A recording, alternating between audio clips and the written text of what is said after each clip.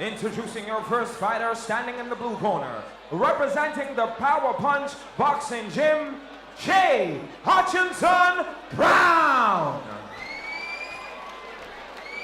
And standing across the ring in the red corner, representing Silvermere Fight Fit, Staurt Lammin. This cruiserweight contest will be fought over 3 2-minute rounds. Your Queensbury referee in charge of the action, Mr. Glenn Curtis. So up amongst the big boys now in the cruiserweight division. Two fighters who are not strangers to the Queensbury Boxing League, although neither of them has as yet registered a victory, so they will be keen to put that right if they can this evening. Jae Hutchinson Brown, left of screen, black trunks, and in the red and black, Staurt Lammin. Hutchinson Brown usually likes to start quickly, and he's not disappointing tonight. Straight out of the blocks, at his man. Yep, he's had 2 bouts with the Queensbury Boxing League and lost the pair, whereas Lammin's had 1 and lost that. But this is a fascinating contest, and Hutchinson Brown is just 21 years of age, whereas Staurt Lammin is now 35. And that makes a difference, Phil, doesn't it? Yeah, Hutchinson Brown was bouncing around upstairs when I spoke to him earlier, really looking forward to this evening.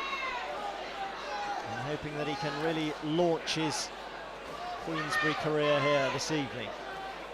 But equally, same incentive ahead of Lammers, as he likes to be known, Staurt Lammin.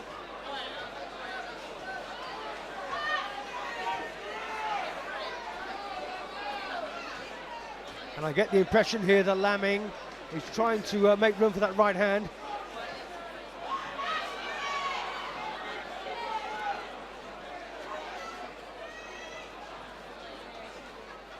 They're both quite content to work away behind the jab for the moment. And the haymaker there from Hutchinson Brown, which was way off the mark. And whereas Lammin is waiting for the moment, you can see here that Hutchinson Brown is actually, he's trying to create the moments.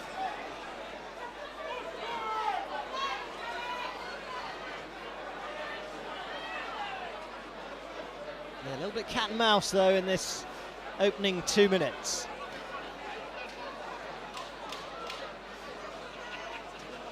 Who's going to be bold enough to take this one by the scruff of the neck? Hutchinson Brown perhaps shown more intent so far. That's better from Lammin right on the close of the bell. Quietish opening. Yeah, got to say that Staurt Lammin is trained by a couple of old friends of mine. I must have known him for 25 years. Mark Lodge, former European kickboxing champion. Thought you were only 21 years old yourself. Yeah, that's what everyone says, Phil. And of course, Alan Gray, the former professional boxing super middleweight, Southern Area middleweight champion, who's working outside the ropes there. Lovely guys, as I say, I've known them for donkey's years. And but I won't let that sway my judgment here, Phil. But it's interesting you say that, and it's good that a lot of these people who've had time and experience in the ring stay in the game and then pass that on to the next generation to inspire them. Well, you're absolutely right, but in the corner there of Jae Hutchinson Brown is a young man who does box and boxes very well.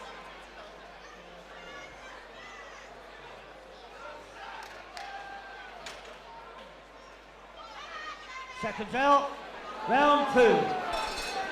So second of a scheduled 3 in this cruiserweight division of the Queensbury Boxing League. Hutchinson Brown, dark pants against Staurt Lammin from Byfleet in Surrey, with the Silvermere Fight Fit Gym. Now who's going to really lay down a marker? It was pretty even Stevens that first round. I just shaded in Hutchinson Brown's favour, personally. But the problem we've got here is the simple fact that Staurt Lammin is not committing himself at all. Offensively, he's got to really get in there and try and rough this guy up.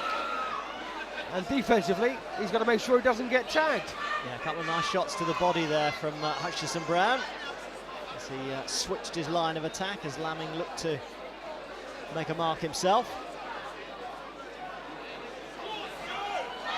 My dad had a saying as well, Phil, you know, never ever leave the ring thinking you could have done better.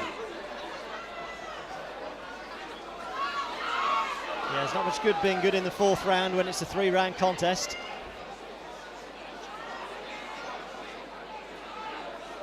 And that's really why the Queensberry Boxing League was devised, to make it all action, to get the fighters thinking that they had to get down to business quickly.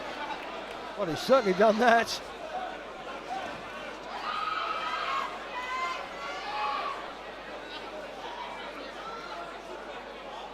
It's interesting that Hutchinson Brown, for all the fact that he likes to think of himself as the aggressor, he's quite happy to concede centre of ring to lammin. He just works nicely around the outside. Well, his style is perfectly suited to that. And also lammin, by the way, is undefeated in 3 white collar bouts coming into this.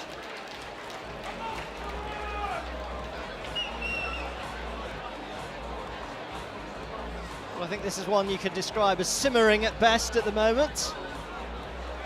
Let's hope they've kept the best till last.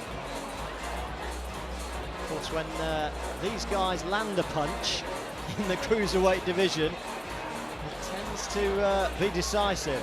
So no surprise if they're a little bit more guarded in their approach than perhaps some of the lighter boys who flinging the punches out from round 1. And I just saw Alan Gray there telling Stuart Lammin, you know, use your right, which of course he hasn't used yet. 10 seconds, corners, 10 seconds. Hutchinson Brown looks fairly relaxed there in the blue corner. Seconds out, 3rd and final round. So 2 more minutes to decide the winner of this Queensberry Cruiserweight contest. A little bit of support for Stuart Lammin outside the ring. And the problem here, Phil, is, you know, Stuart Lammin's got 2 hands. He's only used one of them.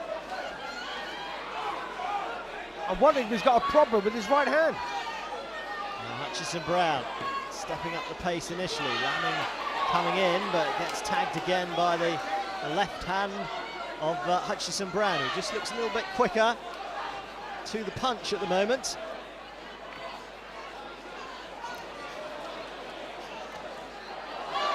Well, that was a decent right hand from Hutchinson Brown.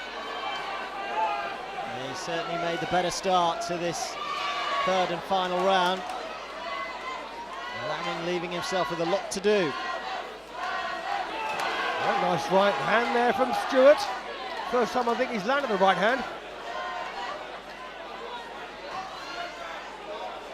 But, you know, Phil, if I didn't know better, I'd say that Lammin has got a damaged right hand. He's not going to the head with it, as you'd imagine.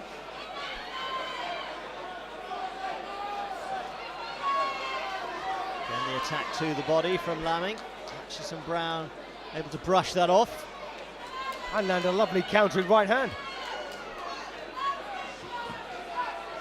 I think the demeanour of boxers can often give a lot away, and there just seems to be a bit more concern on the face of Lammin, whereas Hutchinson Brown seems to be in his little bubble, quite content, as though things are going his way. Just picking his man off, that straight left that time from Hutchinson Brown.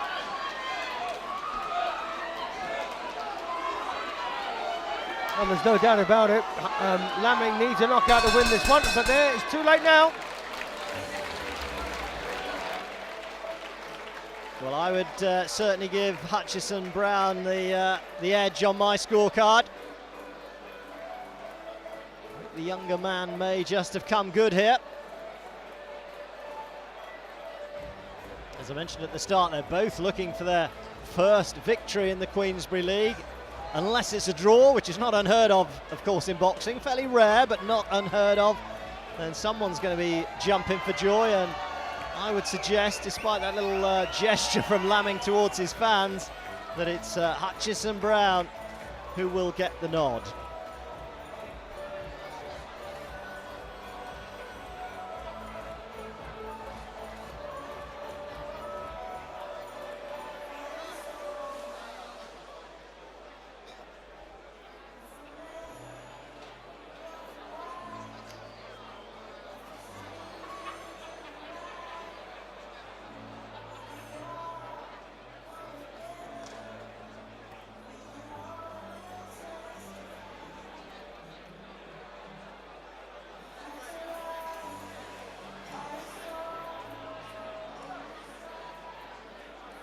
Ladies and gentlemen, round of applause for both fighters. Come on!